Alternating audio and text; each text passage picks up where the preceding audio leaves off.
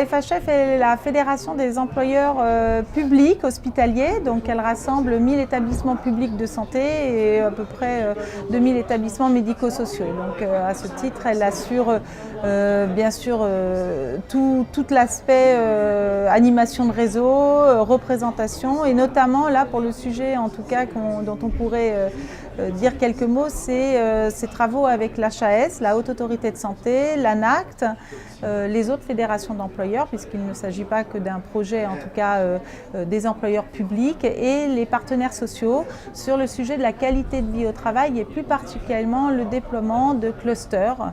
Alors les clusters, qu'est-ce que c'est? Puisque souvent on a un terme un peu générique comme ceci, mais c'est une approche méthodologique pour rassembler les différents établissements sur une zone territoriale et pouvoir débattre de sujets sur le contenu même du travail. Parce que aborder la question de la qualité de vie au travail, c'est pouvoir ensemble porter des réflexions sur le contenu du travail, sur les équilibres entre vie personnelle, vie professionnelle, sur l'épanouissement de chacun, le bien-être au travail, sur le climat social aussi.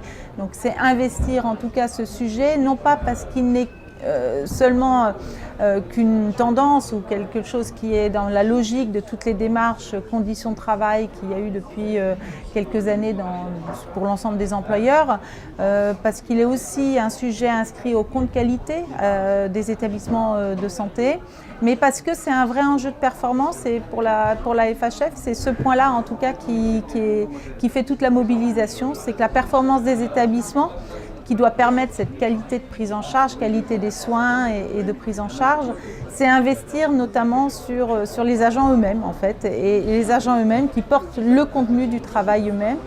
Et ça permet bien au-delà de mettre en exergue des démarches participatives qui sont déjà largement éprouvées dans les établissements de santé. C'est faire travailler ensemble les agents à la définition de leurs propres conditions et contenus du travail. Alors ces clusters se développent, c'est un projet qui a émané il y a 3-4 années à peu près. Aujourd'hui il y a 75 établissements qui sont engagés dans des clusters et nous avons prévu avec l'HAS, l'ANACT et bien sûr les autres employeurs de réaliser une enquête justement d'évaluation de ces clusters, faire un état des lieux. Cette enquête aura lieu en février-mars 2017. Voilà, alors ça nous donnera sans doute une carte postale un peu plus étoffée de ce que sont aujourd'hui ces clusters dans les démarches globales de qualité de vie au travail. Mais bien au-delà, je crois qu'en tout cas, ce qui motive la FHF et ce qui motive l'ensemble des employeurs publics hospitaliers sur le sujet de la QVT, c'est l'impact évident sur la question de la fidélisation.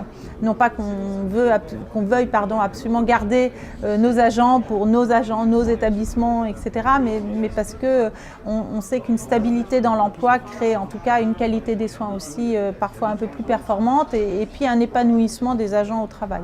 C'est agir sur l'absentéisme. L'absentéisme est toujours pointé un petit peu comme le point de faiblesse des employeurs publics. Ce n'est pas forcément en tout cas une difficulté, c'est un indicateur en tout cas qui est pris en compte et qui témoigne aussi d'un climat social qui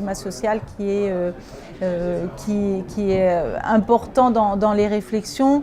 Nous avons aussi sur les impacts des choses que nous travaillons fortement, comme l'évolution des compétences individuelles et collectives, bien sûr, l'évolution des pratiques professionnelles pour accompagner l'évolution de la réponse aux besoins des patients et usagers. Voilà un petit peu dans les grandes lignes. La QVT, c'est oui, un enjeu managérial, mais c'est un enjeu de positionnement en tout cas fort des établissements, aussi dans leur environnement, au sein d'un territoire, pour faire du soin en fait au-delà de la production de soins directs aux usagers.